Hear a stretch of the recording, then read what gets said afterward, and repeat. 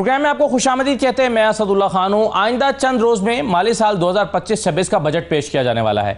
इस वक्त तमाम पाकिस्तानियों की नज़रें इस बजट पर लगी हैं, क्योंकि जाहिर है जो अहदाफ रखे जाएंगे, जो टैक्स अहदाफ, जो सैलरीड क्लास के लिए टैक्सेस कम होने हैं, ज़्यादा होने हैं, कौन कौन से टैक्सेस नए लगेंगे, इससे जाहिर है पाकिस्तानियों की ज़िंदगियों पर असर पड़ता है। पेट्रोलियम मसनूआत की कीमतों का क्या होगा, लेवी बढ़ाई जा रही है तो कितनी बढ़ाई जा रही है, IMF की शराइत क्या हैं, कुछ चीज़ें तो बड़ी हौसला अफजा रही हैं। महंगाई की शरह कम हुई है, अपने टारगेट को न सिर्फ अचीव किया है बल्कि उससे कहीं ज़्यादा कामयाबी रही है। इसके अलावा एक्सपोर्ट्स का हदफ हासिल तकरीबन हुआ है या उसके हम करीब पहुँच जाएंगे जो तखमीना अभी लगा है। इसके अलावा रेमिटेंसेस का टारगेट हमने रिवाइज़ करके उसको ज़्यादा कर दिया, यानी $35 अरब का रखा था वो हासिल हो गया, तो हमने उसको रिवाइज़ करके $38 अरब कर दिया। यानी इस ज़मन में भी चीज़ें हौसला अफजा रहीं। लेकिन कुछ ऐसे सेक्टर्स हैं जहाँ पर नेगेटिव ग्रोथ भी है। मसलन जो इंडस्ट्री का सेक्टर है वो नेगेटिव में रहा है। इसी तरह से हम GDP का हदफ भी हासिल नहीं कर सके हैं, वो भी नीचे है। इसी तरह से हम सर्विसेज सेक्टर का जो हदफ था वो भी हासिल नहीं कर पाए हैं। तो कई चीज़ों पर जो है वो हम अपने अहदाफ को हासिल भी नहीं कर पाए। एनर्जी सेक्टर जो है वो जूं का तूं खड़ा है, उसके मसाइल वहीं के वहीं हैं। वही सर्कुलर डेट है, उसके खात्मे की फ़िलहाल कोई सूरत दिखाई नहीं दे रही है और एनर्जी सेक्टर पाकिस्तान की इकॉनमी के लिए एक बड़ा चैलेंज बना हुआ है। तो इस मर्तबा क्या होने जा रहा है, बजट में किन चीज़ों पर ज़्यादा तवज्जो रहनी चाहिए? और जाहिर है कुछ फिगर्स तो हैं जो शायद इकोनॉमिस्ट के लिए होते हैं, जो शायद जो पाकिस्तान के इदारों के लिए होते हैं, स्टैटिस्टिक्स बनाने वाले इदारों के लिए वो फिगर्स इंपॉर्टेंट है, जैसे GDP वगैरह।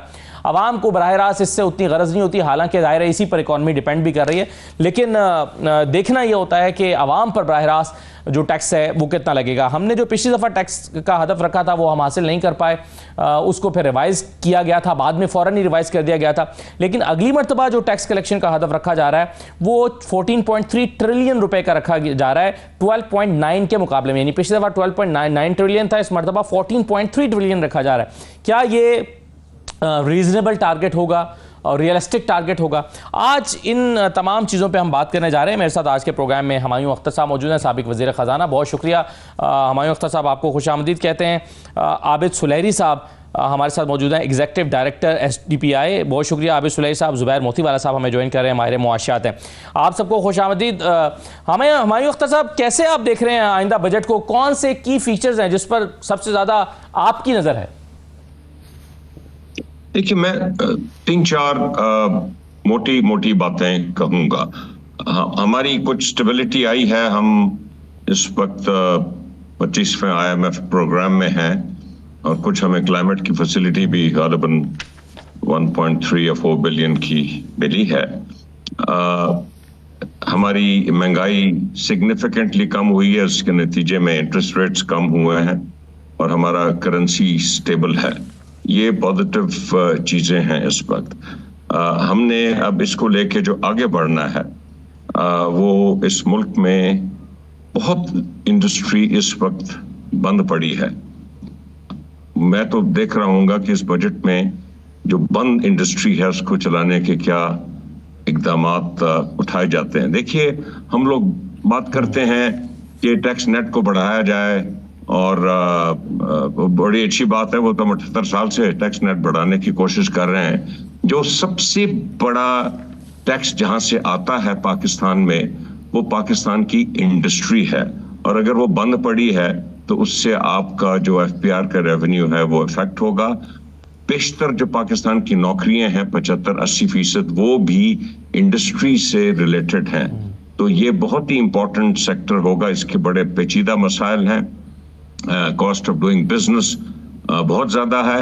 आपने हाल ही में रिपोर्ट पढ़ी है स्टेट बैंक की कि जो पाकिस्तान का बैंकारी निज़ाम है वो अभी तक एक बहुत बड़ा हिस्सा जो है उसकी जो लेंडिंग का वो हुकूमत की तरफ जा रहा है, और क्योंकि मनी सप्लाई लिमिटेड होता है इसलिए जो प्राइवेट सेक्टर के लिए क्रेडिट अवेलेबल है वो बिल्कुल कम है और काफी नीचे गया है।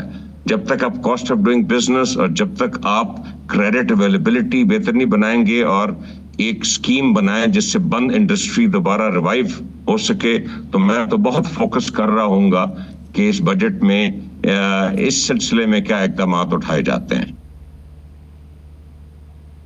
सही है, बिल्कुल ठीक है। डॉक्टर आबिद साहब, ये एक तरफ तो हम देख रहे हैं इंडस्ट्री नेगेटिव में रही है, और बिल्कुल हमारे साहब जिस तरह से कह रहे थे कि अगर ये सेक्टर जो है वो इसमें रिफॉर्म्स नहीं आएंगी या इसके मसाइल हल नहीं होंगे तो जाहिर है फिर अनएम्प्लॉयमेंट का इशू भी है। लेकिन दूसरी तरफ हम एक्सपोर्ट्स देखते हैं तो $32.3 बिलियन का हमारा टारगेट था, 10 महीने में $26.9 बिलियन हमने अचीव किया है, जो कि पिछले साल के मुकाबले में 6.4% ज़्यादा है। और इसमें मेजर शेयर टेक्सटाइल का या आईटी सेक्टर में भी अगरचे $3.5 बिलियन हमने एक्सपोर्ट किए हैं, लेकिन बहरहाल फिर भी टेक्सटाइल का मेजर सेक्टर है। तो इन दोनों चीज़ों को आप कैसे रिलेट करके देखेंगे? जी शुक्रिया। इस वक्त अगर आप देखें जो एक्सपोर्ट्स को थोड़ा सा फर्दर सेग्रीगेट करके, तो यूनिट्स जो है हमारे उनमें जो वैल्यू होती है पर यूनिट वैल्यू, यानी अगर मैं 100 जो है कपड़े बेच के $10 कमा रहा था, और अब अगर मैंने 110 या 120 जो है वही पीसेस बेच के $10 कमा रहा हूँ, तो वो जो वैल्यू एडिशन है वो अभी भी एक्सपोर्ट में नहीं आ पा रही है।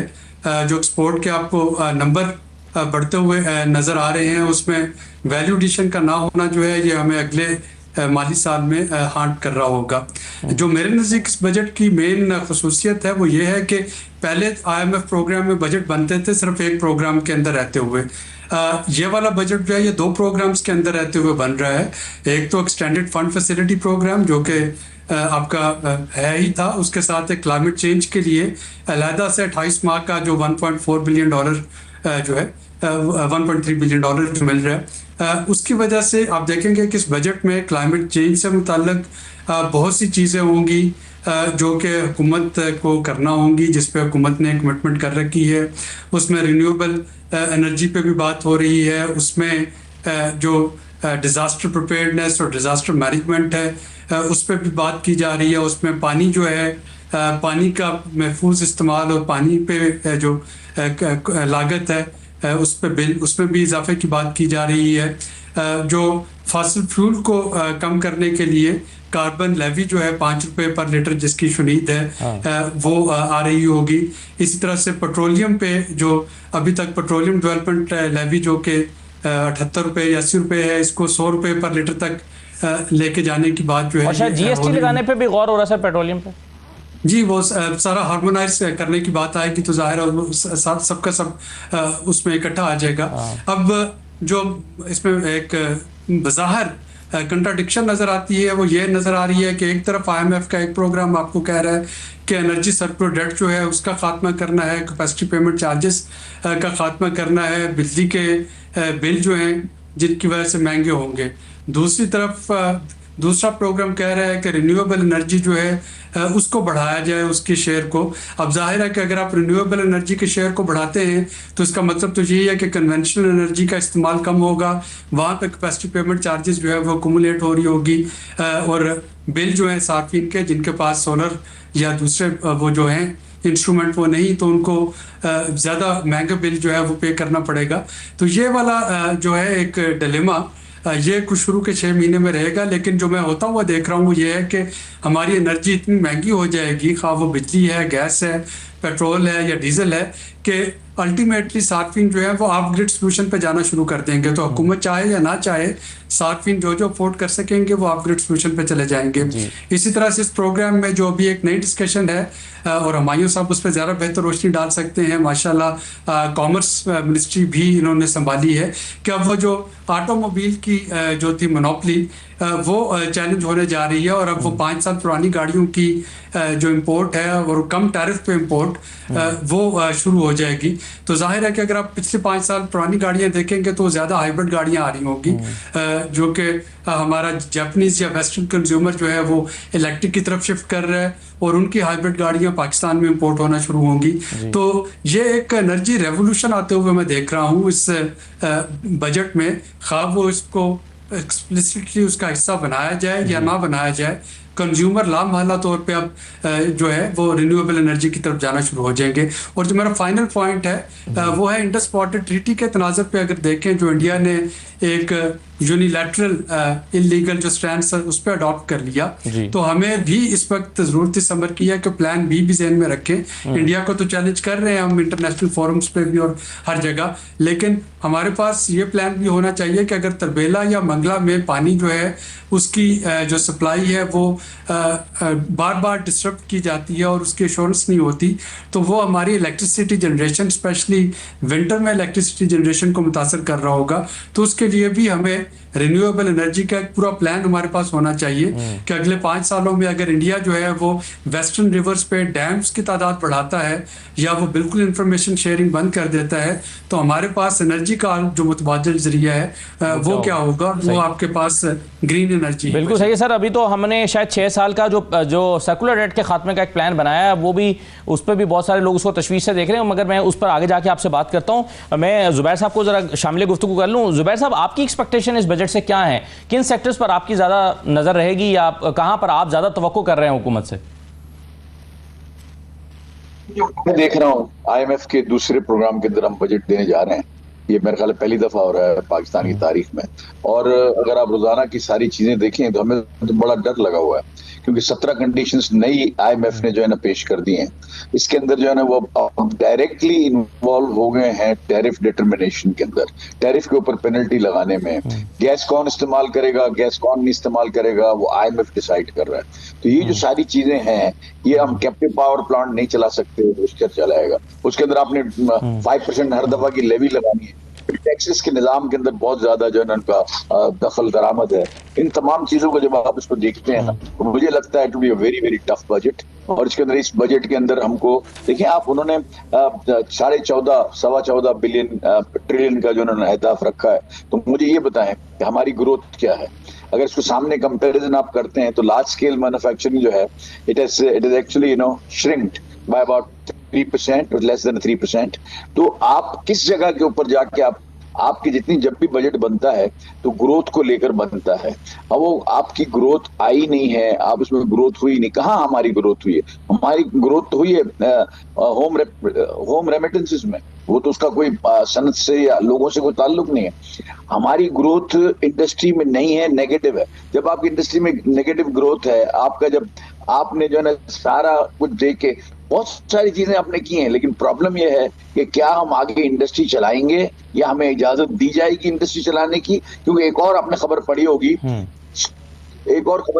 कि भाई आपके एक और ये खबर है कि आप जो है ना 15% मिनिमम स्लैब आपने कर दिया आपने। और ये कहा गया कि रेगुलेटर जो है वो जो है ना आपका जो है ना ये आपने बहुत टाइम तक प्रोटेक्शन ले ली, अब प्रोटेक्शन मजीद की जरूरत नहीं है, लिहाजा हम जो है ना फॉरेन कंपनीज को खोल रहे हैं। ये भी IMF की डायरेक्टिव्स हैं कि आप इंपोर्ट को लिबरलाइज करें।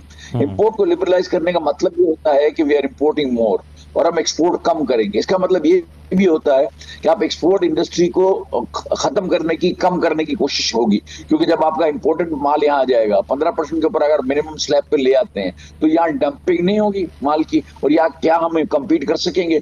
क्योंकि अगर हम कॉस्ट का एनालिसिस करते हैं ना, जो यहाँ मैन्युफैक्चरिंग की कॉस्ट है, और मैं टेक्सटाइल का आदमी हूँ, टेक्सटाइल की मिसाल देता हूँ कि मेरा और बांग्लादेश का 17 से 22% का फर्क है कॉस्ट के अंदर। वो कोई भी जाके मैं चैलेंज करता हूँ, IMF वाले भी जाके चेक कर लें हमारे कंपैरिजन से। यूटिलिटीज के अंदर ही इतना बड़ा फर्क है, कोई हिसाब ही नहीं। आप पानी के अंदर, इलेक्ट्रिसिटी में, गैस में, टैक्सेशन के निजाम में, इंसेंटिव में, उनके इंसेंटिव बहुत ज्यादा है। वो सारी चीजें अगर करते हैं, हमारी टेक्सटाइल की हम टेक्सटाइल कंट्री कहलाते हैं और हमारा एक्सपोर्ट 16-17 बिलियन है। और Bangladesh not growing a single KG of cotton, अब थोड़ा बहुत होता है, उज्बेकिस्तान से सारी दुनिया से इंपोर्ट करके काम करते हैं, उनका एक्सपोर्ट हो गया 42 बिलियन। ये दो फिगर जो है पूरी स्टोरी आपको बताते हैं। फिर उन्होंने भी ऐलान किया है कि सन 2026 तक हम 50 बिलियन इसको करें। ये एक्सपोर्ट किसका जाएगा? अब सवाल ये है कि IMF के डायरेक्टर्स में बन रहा है, IMF के शेडो में बन रहा है, हमारे अपने हालात को देखते हुए बन रहा है। ये बड़ा सवालिया निशान है जो मुझे समझ नहीं आती। मुझे तो ऐसा लगता है कि सारी चीजें IMF के साथ अप्रूव होकर चल रही हैं, हम अपना घर नहीं देख रहे हैं कि हम इसको चलाएंगे, हमारी इंडस्ट्री कैसे चलेगी, मैं नहीं समझता कि अब वी कैन बी, यानी हम किसी तरह से मुतम्मिल हो सकते हैं कोई नए टैक्स के। आप टैक्स का निजाम आप कैसे करें, आप मुझे बताएं, हो नहीं सकता। ये एक्सटेंडेड फैसिलिटी आपने ले ली, फिर ये ले लिया, अब $1 बिलियन के लिए। और एक बड़ा सवाल ये है कि आपने $1 बिलियन ले लिया, शायद एक साल में और 6 महीने के बाद $1 बिलियन और आ जाएगा, $2 बिलियन हो जाएंगे। क्या आप $2 बिलियन के लिए आप $4 से $5 बिलियन का एक्सपोर्ट को सेक्रीफाइस कर रहे हैं? तो हु इज द लूजर? तो वो मेरी ये समझ में नहीं आता कि हमारे जो लोग हैं इनको समझा कैसे नहीं सकते। कल परसों हम बैठे हुए थे फेडरल मिनिस्टर के साथ, सारे फेडरल मिनिस्टर के साथ, और मैं सारी बहस कर रहे थे। अब ये तो कुछ नहीं हो सकता जी। लेवी एक नया इशू किया उन्होंने, लेवी लगा दें जी गैस के ऊपर, कैप्टिव पावर प्लांट्स को बंद कर दें और जो है ना ग्रिड से इलेक्ट्रिसिटी दें। अब उसका क्या उसका मतलब है, वो कैसे मतलब है, उसको कैसे होगा, वो सारी चीजें भूल रहे हैं कि हम जो है ना जो हमारी जो जनरेशन है वो काफी इफिशिएंट है दूसरों के मुकाबले में। तो मतलब ये इतना हॉटस्पॉट सिचुएशन है कि ये बजट डायरेक्टली अगर IMF से बन के आ जाए तो भी ठीक रहेगा। सही है सर, इसका मतलब ये हुआ कि फिर इंडस्ट्री के लिए गवर्नमेंट का प्लान है क्या? अब अगर ये चीज़ें भी IMF ने डिसाइड करनी है, हुमायूं अख्तर साहब, कैप्टिव पावर प्लांट या तो बंद कर दें या उसको रियायती नरखों पर गैस बंद कर दें, ये चीज़ें भी IMF डिसाइड कर रहा है। तो आपके ख्याल में इंडस्ट्री के लिए प्लान क्या है फिर हुकूमत के पास? ये IMF आपके पास जबरदस्ती तो नहीं आया हुआ ना जी। आपके पास फॉरेन एक्सचेंज, आपकी इकोनॉमी का स्ट्रक्चर 2008 से ऐसा है, वो कंजम्पशन बेस्ड इकोनॉमी है, इंपोर्ट बेस्ड इकोनॉमी है, इसलिए अभी भी बताया तो नहीं जाता, लेकिन इंपोर्ट पे रिस्ट्रिक्शंस हैं इस वक्त भी। इसी वजह से आपका काम धंधा चलता रहता है मुल्क की फॉरेन एक्सचेंज का। लेकिन IMF आपके पीछे कोई जबरदस्ती दावा बोल के तो नहीं आ गई। आपके पास जो इकोनॉमिक स्ट्रक्चर है उसमें आप थोड़ी सी ग्रोथ करते हैं, अगर 4 से 5% पे जाए तो आपके पास तो बैलेंस ऑफ पेमेंट क्राइसिस हो जाता है, आपके पास तो डॉलर खत्म हो जाते हैं, आपके पास तो कर्जे के लिए और इंपोर्ट्स के लिए डॉलर ही नहीं रहते।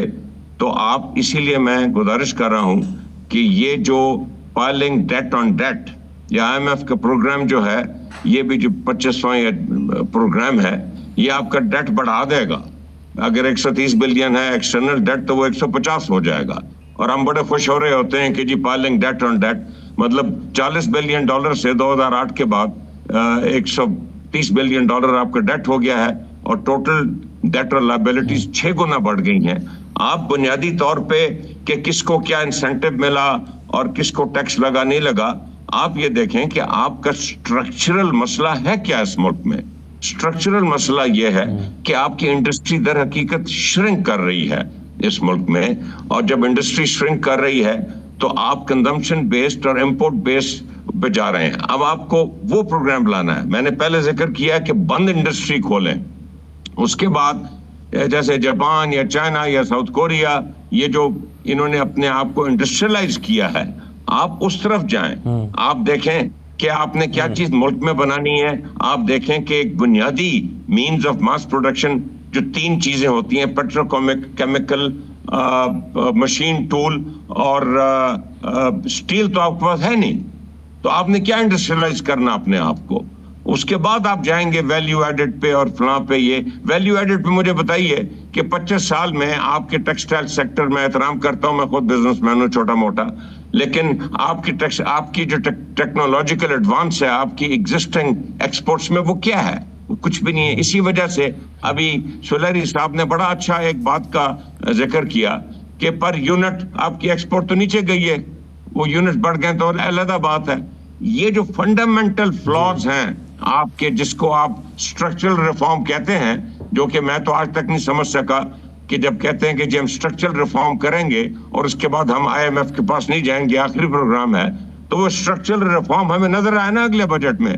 वरना तो 3 साल बाद मैं आपको गारंटी देता हूं कि 26वां IMF प्रोग्राम हो रहा होगा। सही है सर, इसका जवाब मैं लेता हूं। एक छोटा सा, मुझे ब्रेक लेना है। ब्रेक के बाद जो आप सवाल उठा रहे हैं, हम सुलेरी साहब से और हुमायूं साहब के सामने भी रखते हैं कि उनकी इस पर राय क्या है। एक छोटा सा ब्रेक लेकर वापस आते हैं, मजीद गुफ्तगू करते हैं। हमारे साथ रहिए।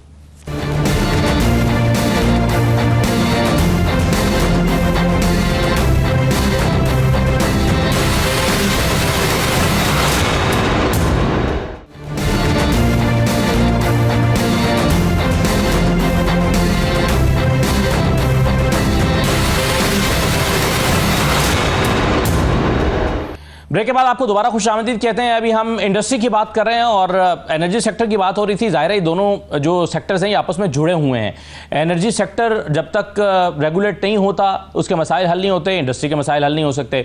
आबिद सुलेही साहब, आप अभी जिक्र कर रहे थे कि लोग जो हैं वो ग्रिड को छोड़ के जा रहे हैं, जाहिर है वो ऑफ ग्रिड पे चले जाएंगे। अभी एक प्लान हुकूमत के पास शायद ये है कि वो सर्कुलर डेट में कमी लाने के लिए 1252 अरब रुपए का कर्जा लेना चाहते हैं और 6 साल में डेट सर्विस सरचार्ज अवाम के ऊपर लगाकर 6 साल में उसको ग्रेजुअली वापस लिया जाएगा। इसका मतलब है जो ऑन ग्रिड सारिफीन है उनके ऊपर मजीद दबाव डालने का मंसूबा है। तो ये कितना काबिल अमल मंसूबा है? इससे तो फिर और तेजी के साथ जो भी आप जिक्र कर रहे थे लोग ऑफ ग्रिड हो जाएंगे, इससे कितना फर्क पड़ेगा? क्या हम इस तरीके से जो सर्कुलर डेट है उसको खत्म कर सकते हैं? और अभी जो कैप्टिव पावर प्लांट्स का जिक्र हो रहा था, इंडस्ट्री के इश्यूज का डिस्कस हो रहा था, इन दोनों चीजों को मिलाकर हम कैसे रिजॉल्व करेंगे इशू को? देखिए असद, इसका जो अगर थ्योरेटिकली देखा जाए तो इसका सोल्यूशन तो यही है कि बिजली की कीमतें इतनी सस्ती कर दी जाएं कि लोग वो बिजली ज़्यादा से ज़्यादा इस्तेमाल कर रहे हों, ताकि आपके पास जो कैपेसिटी पेमेंट चार्जेस जो है उनकी नौबत ही ना आए मजीद एक्यूमुलेट होने की। जैसे सर्दियों में कुछ स्कीमें लाई भी गई, जैसे सर्दियों में लाई गई थी। लेकिन जैसा कि मैंने कहा कि प्रैक्टिकली शायद ऐसा होना जो है वो मुझे पॉसिबल नहीं लग रहा। तो दो अप्रोचेस की जा रही होंगी। एक तो आईपीपीस के साथ जो नेगोशिएशन का सिलसिला जो शुरू हुआ साल 2 साल से, वो जारी रहेगा कि उनके साथ नेगोशिएट किया जाए और उनके साथ कोई लमसम डील्स करके वहाँ पे इस कर्जे को रिड्यूस किया जाए। और दूसरी तरफ कंज्यूमर को आप नहीं रोक सकते। अगर मैं आज ये तैयार कर लेता हूँ कि मुझे ऑफ ग्रिड जाना है और मुझे ऑन ग्रिड सोल्यूशन नहीं चाहिए, यानी मैं पीटीसीएल का कनेक्शन नहीं लेना चाहता, मेरे पास अपने जो मोबाइल फ़ोन ऑपरेटर्स हैं उनके कनेक्शन से मैं मुतमईन हूँ, तो आप ज़बरदस्ती तो मुझे पीटीसीएल का कनेक्शन जो है वो नहीं दे सकेंगे। तो वो कंज्यूमर जो अडॉप्ट करना चाहेगा वो तो चलता रहेगा। और यही वजह मैं कह रहा था कि एक ऑटोमेटिकली यहाँ पे आपके पास एनर्जी रेवोल्यूशन जो है वो आ रहा होगा। जब हम इंडस्ट्री की बात करते हैं और इंडस्ट्री को फिजिबल बनाने की बात करते हैं, तो अगेन उसमें हमें एक और जो चीज़ देखनी है वो ये है कि इस वक्त इंडस्ट्री के लिए भी ये ज़रूरी है कि वो कन्वेंशनल एनर्जी से निकले। इंडस्ट्री को कन्वेंशनल एनर्जी पे अगर हम रखेंगे तो यूरोपियन यूनियन में हम जाके फंसेंगे। वहाँ पे जो 1 जनवरी 2026 से उनका कार्बन बॉर्डर एडजस्टमेंट मैकेनिज्म आ रहा है, जिसमें कि अगर आपके across value chain carbon emission जो है वो यूरोप की परमिसिबल कार्बन एमिशन से ज़्यादा है, तो वहाँ पे आप पे कार्बन टैक्स पड़ जाएगा। तो हमें तो इंडस्ट्री को इस वक्त इनकरेज करना चाहिए कि इंडस्ट्री वो ग्रीन फ्यूल पे जाए, ताकि उसका सीबैम में जाके फंसने का इम्कान जो है वो कम से कम हो। IMF का बिल्कुल हुमायूं साहब की बात से मैं इत्तेफाक करता हूँ, और बदकिस्मती से यही प्रोग्राम नहीं, इससे अगला प्रोग्राम भी लाजमी है। चूँकि अगर आप जो हमारा नेट एक्सटर्नल फाइनेंसिंग जो है, यानी कि हमें कर्जे कितने चाहिए, तो अगले साल में 20 अरब डॉलर चाहिए, उससे अगले साल फिर 20 अरब डॉलर चाहिए, फिर ये थोड़ा कम होता है। लेकिन जो आप 27-28 को देखते हैं तो 27-28 में जाके ये तकरीबन 36-37 बिलियन डॉलर फिर आपको एक्सटर्नल फाइनेंसिंग में चाहिए होगा। और वो जाहिर है कि IMF की छतर छाया के बगैर नहीं मिल सकता है। तो IMF की जब हम बात करते हैं तो सिर्फ हम ये नहीं कहते कि ये 2 बिलियन डॉलर के लिए सारी शराइत उनकी तस्लीम कर रहे हैं, बल्कि 21-22 को देख लीजिए, ईरान, चाइना और सऊदी अरेबिया और UAE उन्होंने भी ये कह दिया था कि रोल ओवर उस वक्त देंगे जब आप IMF प्रोग्राम में होंगे। तो IMF होता है तो फिर ये बाकी सारे रिजॉर्ट्स जो है ये हमारे साथ चलते हैं, वरना कोई भी आपके साथ नहीं चलता। तो ये 1 बिलियन डॉलर या 2 बिलियन डॉलर की बात नहीं है। इवन $1 का भी अगर वो प्रोग्राम है तो वो आपकी क्रेडिट वर्दीनेस को बढ़ा रहा होता है, क्योंकि उसमें ये श्योरिटी होती है कि गवर्नमेंट ऑफ पाकिस्तान जो है वो कोई ऐसा मैयर नहीं लेगी कोट एंड कोट जो कि रेकलेस मैयर है और जो इकॉनमी को डीरेल कर देगा। और यही वजह है कि फिर आपको चाइना और सऊदीया और UAE और कतर ये भी उधार देने के लिए तैयार हो जाते हैं। तो नहीं, मगर आबिद साहब दूसरी तरफ जो हमारा करंट अकाउंट है वो 10 महीने में सरप्लस $1.9 बिलियन के साथ सरप्लस है। उसकी बुनियादी वजह रेमिटेंसेस और एक्सपोर्ट्स हैं जिसकी वजह से सरप्लस हुआ है। तो गवर्नमेंट तो इस पर बड़ा खुश है कि हमने करंट अकाउंट आपका सरप्लस दिया। देखिए रेमिटेंसेस और एक्सपोर्ट तो है, लेकिन उसकी बुनियादी वजह जो जिसकी तरफ हुमायूं साहब ने भी इशारा किया कि जो एक अनस्टेटेड आपकी इंपोर्ट जो है वो थोड़ी सी कर्टेल है, वो भी तो उसकी बुनियादी वजह है।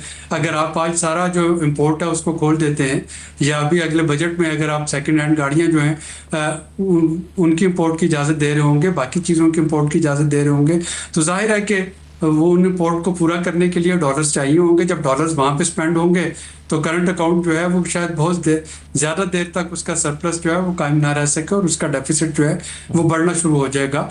हमारी इकॉनमी में मेजर प्रॉब्लम ही यही होता है कि जो ही हम 5% ग्रोथ पे 5 साल तक तरक्की कर जाते हैं तो उसके फ़ौरन बाद हमारा करंट अकाउंट डेफिसिट आ जाता है, चूँकि हम इम्पोर्ट इतना कर चुके होते हैं कि उसको बिल पे करने के लिए डॉलर नहीं होता हमारे पास।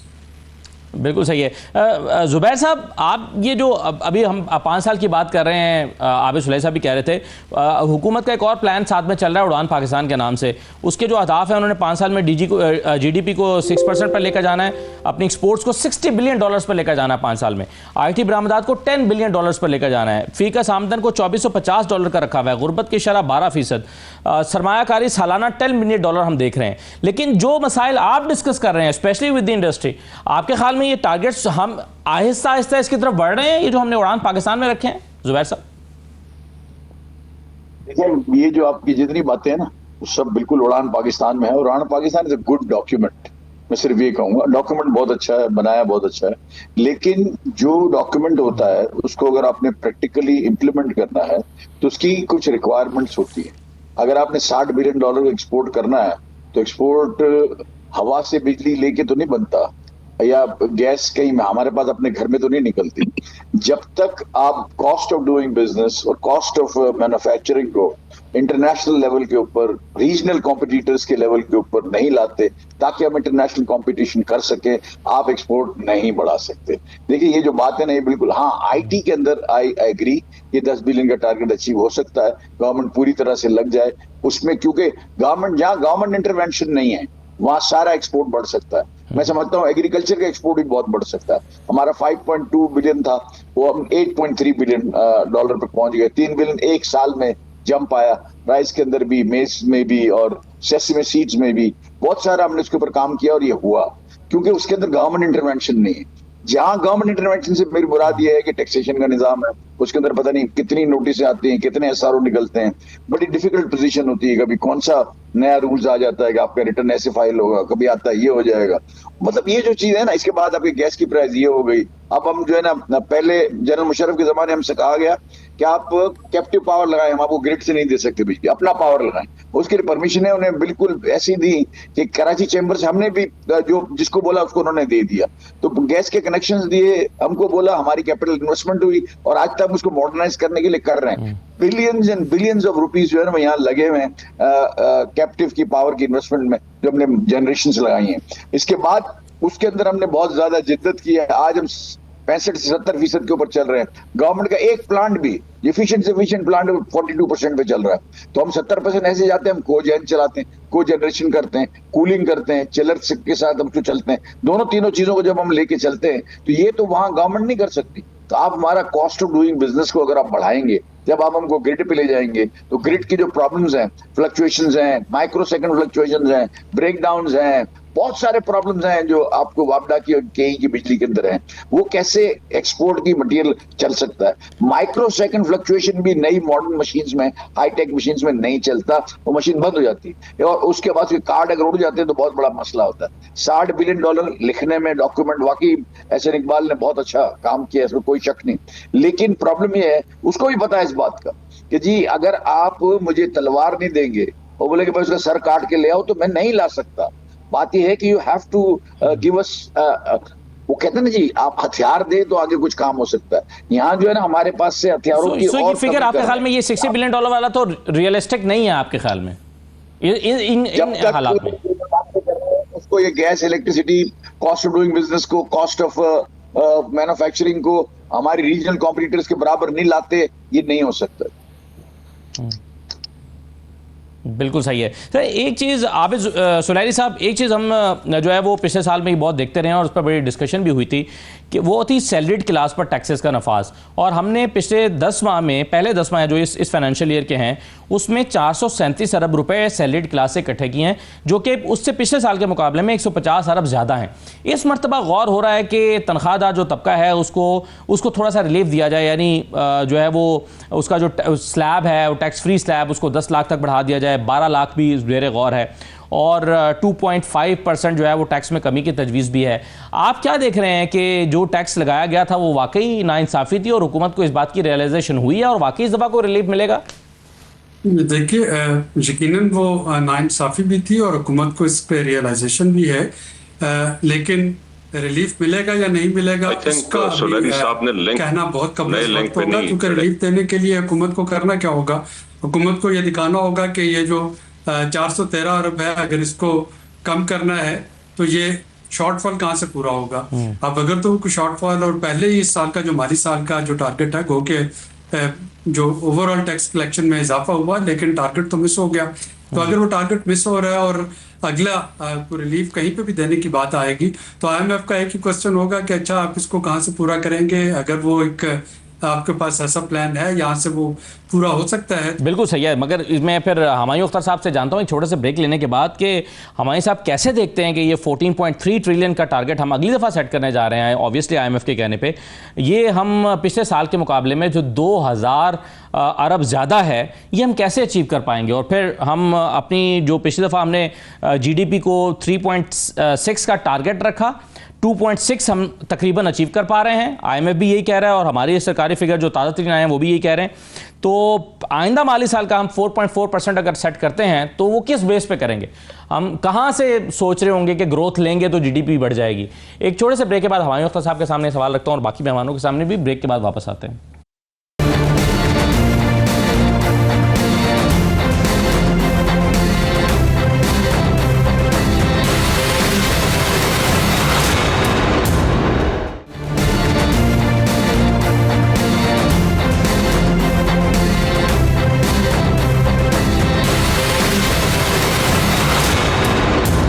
ब्रेक के बाद आपको दोबारा खुशामदीद कहते हैं। हुमायूं अख्तर साहब, अभी हम टैक्स कलेक्शन की बात कर रहे थे, जो पिछली दफ़ा हमने हदफ रखा 12.9 ट्रिलियन का, उसको रिवाइज किया, 12.3 पर आए, लेकिन उसमें भी शॉर्टफॉल है। पहले 10 महीने में 830 का शॉर्टफॉल है और उसमें हमने देखा था कि सैलरीड क्लास पर हमने काफ़ी बोझ डाला था। 437 अरब रुपए पहले 10 महीने में इकट्ठे किए हैं।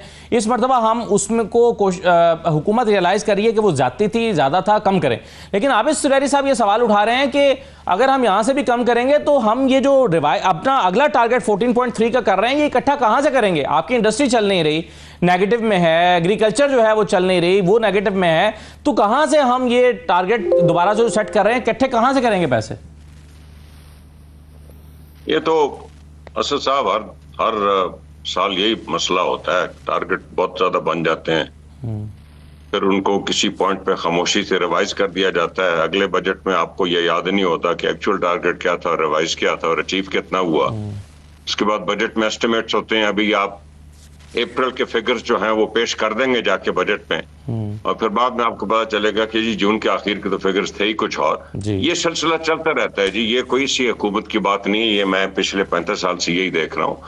बात ये है जी कि जो तबके टैक्स पेयर्स हैं उनको एक लिमिट तक निचोड़ सकते हैं ना। अब आप इंडस्ट्री को कितना निचोड़ेंगे? अब देखें ना, ये बात इधर हो रही है कि इंडस्ट्री के अपने क्या क्या मसाइल हैं। कॉस्ट ऑफ डूइंग बिजनेस पे इंतहा हाई है, खुदा करके कोई इंटरेस्ट रेट्स कम हुए हैं, उनके को फायदा होगा, कुछ उसमें स्टेबिलिटी आई है आपके एक्सचेंज रेट में।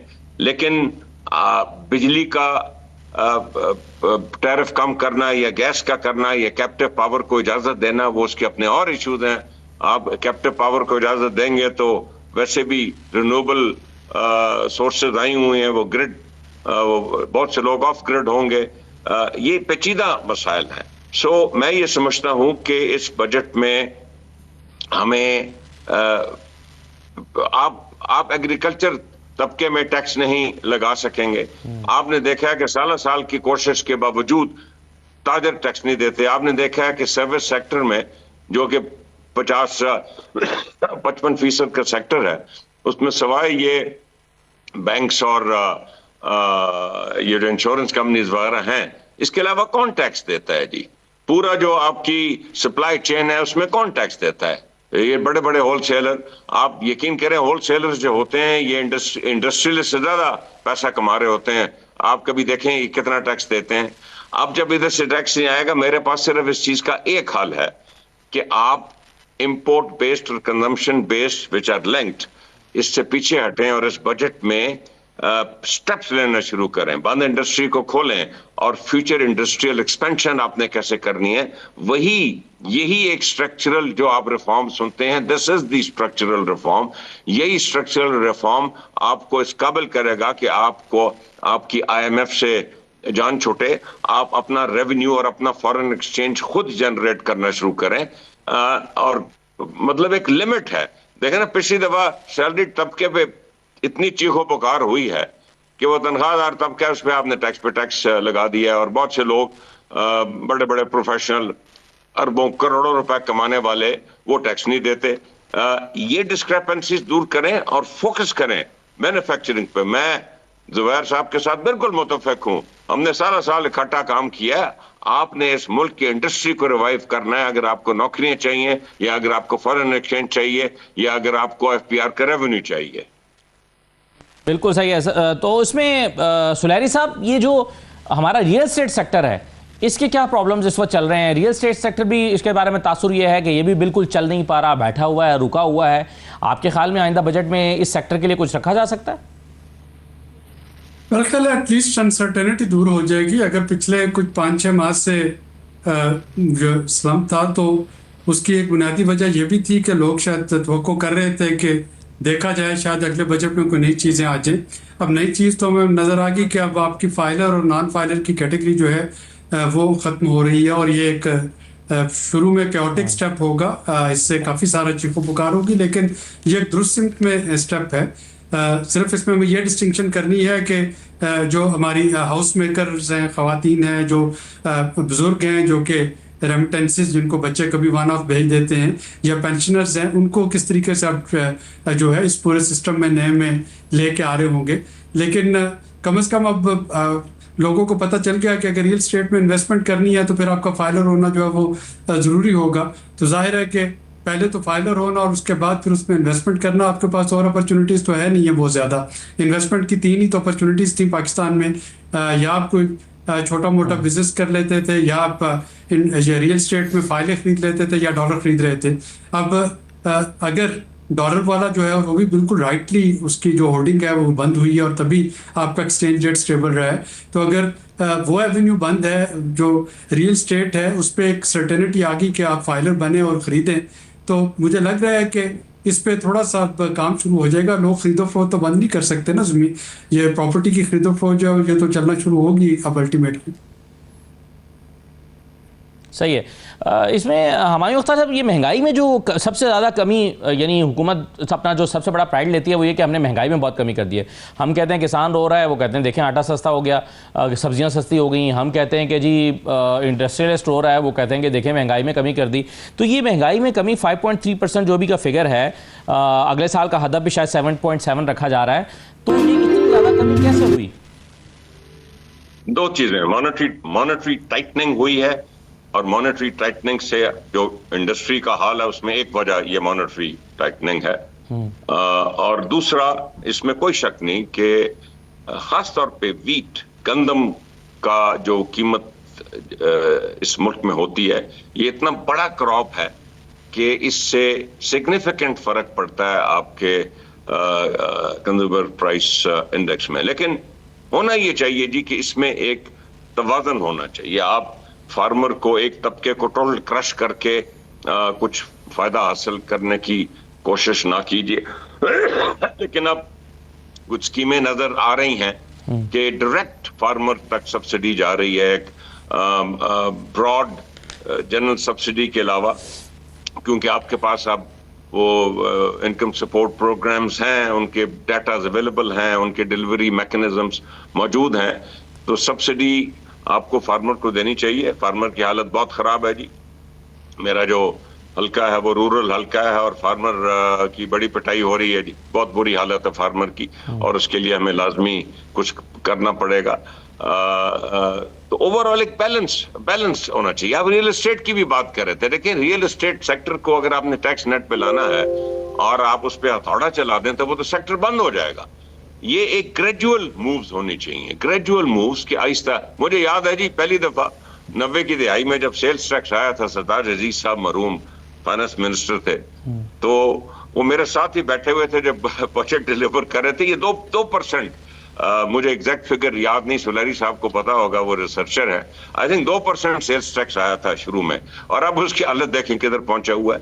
तो आप आहिस्ता आहिस्ता शुरू करते हैं, you transition into bringing A sector into the tax net.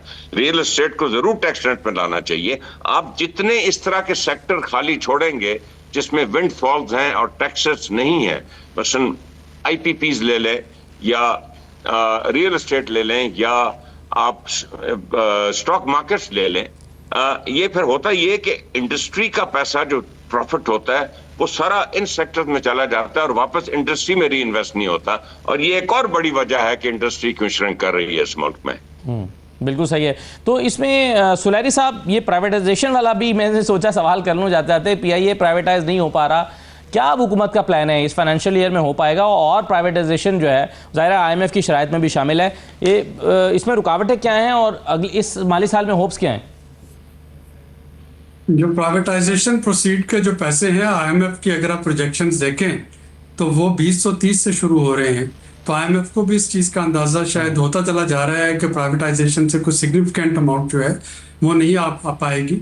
हमारे पिछले बजट्स को आप उठा के देखें तो कई सालों तक ये प्रैक्टिस होती थी कि जब आपको कहीं और से रेवेन्यू पूरा नहीं हो रहा तो वहाँ पे प्राइवेटाइजेशन प्रोसीड के पैसे जो हैं वो डाल दिए जाते थे। लेकिन इस वक्त जो है 2-3 फैक्टर्स इस पर बहुत इम्पैक्ट कर रहे होंगे प्राइवेटाइजेशन पे, स्पेशली पीआईए की प्राइवेटाइजेशन पे, कि क्या इंग्लैंड के लिए जो रूट्स हैं वो पीआईए के दोबारा से शुरू होते हैं या नहीं होते, और हुकूमत ओवरऑल जो मुख्तलिफ ऑस्टेरिटी और ये जो मर्ज कर रही है पब्लिक सेक्टर डिपार्टमेंट्स को, उसको कितना संजीदगी से कर पाती है। प्राइवेटाइजेशन बदकिस्मती से एक ऐसा फेल रहा है पाकिस्तान में कि जिसको हर पार्टी जब वो हुकूमत में होती है तो उसको करने की कोशिश करती है और जब वो अपोजिशन में होती है तो उसकी खुल के मुखातबत करती है। और ये वाले जो अगले साल 2 साल है इसमें आईएमएफ के प्रोग्राम में अगर अमल करना है तो हुकूमत को जाहिर है कि अपनी कमिटमेंट्स में उन पे ग्रेजुअली अमल दरामद करना होगा, वरना ये एक मेजर हर्डल बन जाएगी आईएमएफ के प्रोग्राम की इम्प्लीमेंटेशन के लिए। हमायूं अख्तर साहब, अभी मैं जुबैर साहब के से एक सवाल उनके सामने मैंने रखा था और आपके सामने भी रखता हूं कि इन सारी चीज़ों को जिसमें आपकी कुछ उम्मीदें हैं, कुछ आपकी सजेशंस हैं, कुछ आपको कई जगहों पर मुझे महसूस हुआ कि मायूसी का शिकार भी हैं। हमें लगता है कि हमें आईएमएफ के पास दोबारा जाना पड़ेगा, स्ट्रक्चरल रिफॉर्म्स नहीं हो रही हैं, एफबीआर के रिफॉर्म्स की हम बहुत बात करते हैं, वहाँ पर भी डेवलपमेंट नहीं है। लेकिन इस सब के बावजूद हुकूमत ने उड़ान पाकिस्तान के तहत जो अगले 5 साल के अहदाफ रखे हैं, जिसमें GDP 6% पर लेकर जानी है, आपकी एक्सपोर्ट $60 बिलियन पर जानी चाहिए, इस मौजूदा इंडस्ट्री के साथ भी आप $60 बिलियन पर ले जाना चाहते हैं, IT को $10 बिलियन और इसी तरह से गुर्बत की शरह को 12% पे लाना चाहते हैं। आपके ख्याल में, और फिर सरमायाकारी के लिए जो माहौल हमने देना है $10 अरब सालाना हम चाहते हैं सरमायाकारी हो, क्या हमारा आज की जो फाइनेंशियल पॉलिसीज़ हैं वो इन अहदाफ के साथ मैच करती हैं? देखिए, विद ऑल ड्यू रिस्पेक्ट, 35-40 साल तो हो गए हैं कि उड़ान पाकिस्तान टाइप बहुत से प्रोग्राम आए और बहुत से प्रोग्राम गए हैं। बुनियादी चीज जो गालिबन सुलैरी साहब ने भी जिक्र किया कि आपका इकोनॉमिक स्ट्रक्चर इस वक्त ऐसा है कि द मोमेंट आप 4-5% ग्रोथ पे जाते हैं तो आपके पास एक बैलेंस ऑफ पेमेंट की प्रॉब्लम आ जाती है, फॉरेन एक्सचेंज की कमी। क्योंकि जब आप ग्रोथ करेंगे तो ऑब्वियसली रॉ मटेरियल ज्यादा इंपोर्ट होगा। इस वक्त तो हमें मालूम है कि अनअनाउंस्ड रिस्ट्रिक्शंस इंपोर्ट्स पे मौजूद हैं, जिससे आप अपना करंट अकाउंट डेफिसिट को कुछ कंट्रोल कर रहे हैं। देखिए, as of right now we have to go through a major reform, और मेरी नजर में that is a structured plan 10-15-20 साल का, जो कि इस मुल्क को इंडस्ट्रियलाइज करेगा। एक प्रोग्राम जो कि दर हकीकत जाके जो मिडल मैन है, जो कि अरबपति मिडल मैन है इस मुल्क का, वो टैक्स नेट में नहीं आएगा। जो मैंने पहले जिक्र किया जब तक आप एग्रीकल्चर में एक खास गरीब किसान पे नहीं बल्कि एक खास लेवल से ऊपर सही मानों में टैक्स नेट पे उनको नहीं लाएंगे। बट जो सबसे इंपॉर्टेंट स्ट्रक्चरल चेंज है वो ये है कि आप इस मुल्क को, और उसका हमें इस बजट में कोई एक बुनियाद नजर आए कि ये बुनियाद है और ये हमारा 10 साला प्रोग्राम है, 15 साला, 20 साला, जो कि आपको ऐसी सिचुएशन पैदा करेगा कि आप हाई ग्रोथ रेट्स की तरफ जाएं without creating a balance of payment crisis. मेरी नजर में तो ये इसका हाल है जी। सही, बिल्कुल ठीक है। मैं जुबैर मोतीवाला साहब आखिर में आपकी राय जानना चाहूँगा। आप किस सेक्टर में सबसे ज़्यादा स्ट्रक्चरल रिफॉर्म्स डिमांड करते हैं? आपकी होप्स क्या हैं? आपकी हुकूमत से मुतालबात क्या होंगे या उनकी आपकी डिमांड्स क्या होंगी कि क्या करना चाहिए इस बजट में? देखिए, ओवरऑल अगर आप देखें तो सारी ओवरऑल इकोनॉमी में जितने भी सेक्टर्स ऑफ बिजनेस हैं उन सब के टैक्सेशन निजाम में स्ट्रक्चरल रिफॉर्म्स लाने चाहिए, लिबरलाइजेशन के ऊपर जाना चाहिए, ईज ऑफ डूइंग बिजनेस करने की कोशिश करनी चाहिए। जितने आप नए एसआरओज निकालेंगे, जितने आप जो है ना रिटर्न फाइलिंग के अंदर और कॉम्प्लिकेशंस डालेंगे, लोग इतना ही नेट में आने से घबराएंगे और बाहर जाएंगे। इसको आपको आपके पास अभी कुछ है नहीं और आप इतना करते हैं। जब when you achieve that level, अभी आपकी जो है ना टोटल 4 मिलियन के करीब जो है ना टैक्स पेयर्स हैं, जिसके अंदर 3.2 मिलियन है, 3.1 मिलियन जो होता है सैलरीड क्लास है। तो आपके पास टैक्स पेमेंट करने वाला कौन है? अगर सिग्निफिकेंट टैक्स पेमेंट करें तो 1 लाख लोग जो है ना वो 10 लाख या इससे ऊपर की पेमेंट करते हैं। तो आपको रिफॉर्म्स वहाँ टैक्सेशन में चाहिए, फिर आपको रिफॉर्म्स चाहिए टोटल इंफ्रास्ट्रक्चर के अंदर कि आपको किसको क्या देना है, कैसे देना है, किस तरह से देना है, पूरा सब्सिडी करनी है नहीं करनी, हमने इंडस्ट्री को वायबल बनाना है कि नहीं बनाना है, वो आपको चाहिए। नंबर 3 ये चाहिए उनको कि कोई भी नोटिफिकेशन निकले, कोई भी एसआरओ निकलेगा, it will valid for at least one budget के तक के चेंज हो सकता है, इससे पहले चेंज नहीं होना चाहिए। और जब तक आप कॉन्फिडेंस नहीं देखेंगे, देखिए सीबीएम्स हैं, अगर इस वक्त जो इंडस्ट्रियलिस्ट है, जो इन्वेस्टर है, वो बहुत घबराया हुआ है, बहुत ज्यादा उसको परेशानियां हैं, वो ये नहीं, वो बीएमआर नहीं कर रहा है। मैं सबको जानता हूँ, जो बैलेंसिंग एंड मॉडर्नाइजेशन जो की होता है आपकी किसी भी रिप्लेसमेंट आपकी इंडस्ट्री को चलाने के लिए, लोग वो भी नहीं कर रहे। बहुत शुक्रिया जुबैर मोतीवाला साहब, डॉक्टर आबिद सुलहरी साहब, हमायूं अख्तर साहब, बहुत शुक्रिया। हम तवक्को करते हैं, उम्मीद करते हैं कि जो बिल्कुल सही डिमांड्स हैं इंडस्ट्री की, मुख्तलिफ सेक्टर्स की, जो अभी जुबैर साहब कह रहे थे कि प्राइम मिनिस्टर बिल्कुल हमसे इत्तफाक करते हैं और कहते हैं कि ये क्यों नहीं हुआ, ये तो होना चाहिए। तो जब वो प्रिंसिपल इत्तफाक करते हैं तो फिर उसको इम्प्लीमेंट भी होना चाहिए। यही अवाम की तवक्को भी है और लोग ये तवक्को लगाए बैठे हैं कि इस मरतबा उन्हें सही मानों में कुछ बजट से रिलीफ मिलेगा। इजाज़त दीजिए, अल्लाह हाफिज़।